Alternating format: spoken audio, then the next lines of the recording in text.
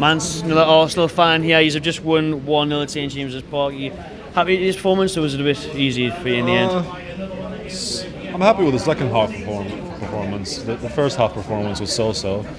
As I said to AFTV, we risked a lot playing from the back, and your players, your team, I think they found out a lot of our weaknesses in the first half from the point of view that, you know, when we play out from the back, they've targeted the players that potentially can lose the ball. Xhaka, occasionally Maitland-Niles.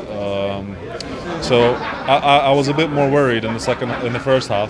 And the first thing I did at half-time, checked my phone, and I was checking if Andy Carroll is on the bench. Unfortunately not, because I think he could have made a difference. Oh, I was dreading. If he was on the bench, I'd be dreading him coming on. He always does well against us, and he would give you that. He'll give you that presence during the season. I think that you have a good striker in Joe Ellington, right? That's his name. He had a shot today in the first half that forced us to save from Leno. And that Shelby shot as well. You had that as well. So I can't say I was completely comfortable in the first half. If anything, it was 50-50. But then the second half, I think once we scored, we've controlled the game completely. We start showing mature performances. What I mean by that is when we're winning, we know how to waste time now.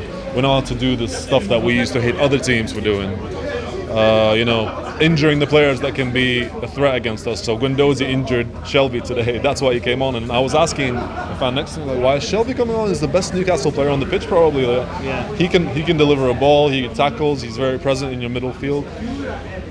I know a lot of people think Newcastle will be flirting with the relegation area this season, and I'm just thinking I don't think so. I don't rate Steve Bruce as a manager. I don't think any of you do either.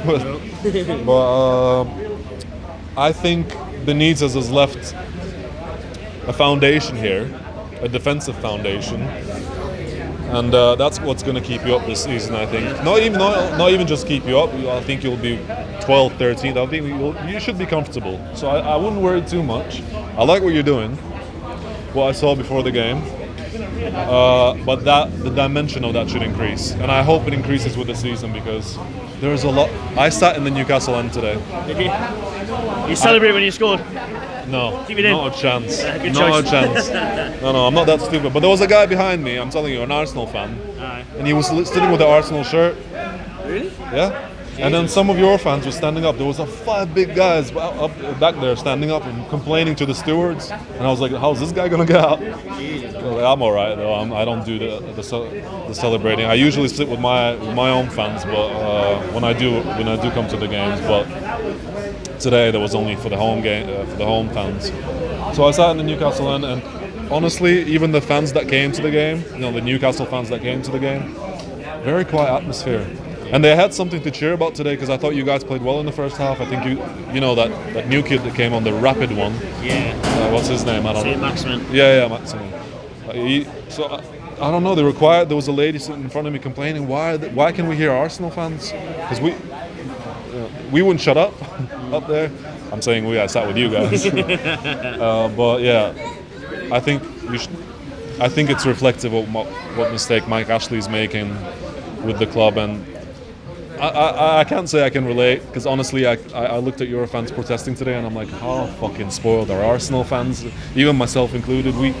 We fucking complain about Stan Kroenke, and now we're happy because he's invested money. But when I'm looking at this guy, like,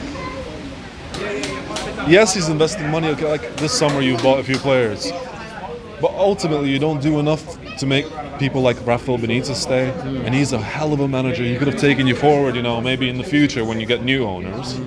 He was the guy who could, you know, he fucked off to the Chinese league, and it's like, how frustrating is that? Like, I wanted him to stay at Newcastle. Like, I'm not even a Newcastle fan, I'm an Arsenal fan, but I was like, oh, no way.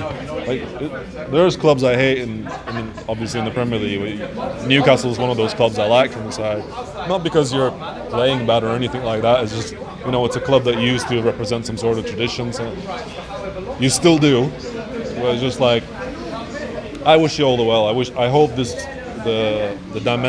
how do you say? The size of this protest increases. I hope you get less fans on the home games. Yeah.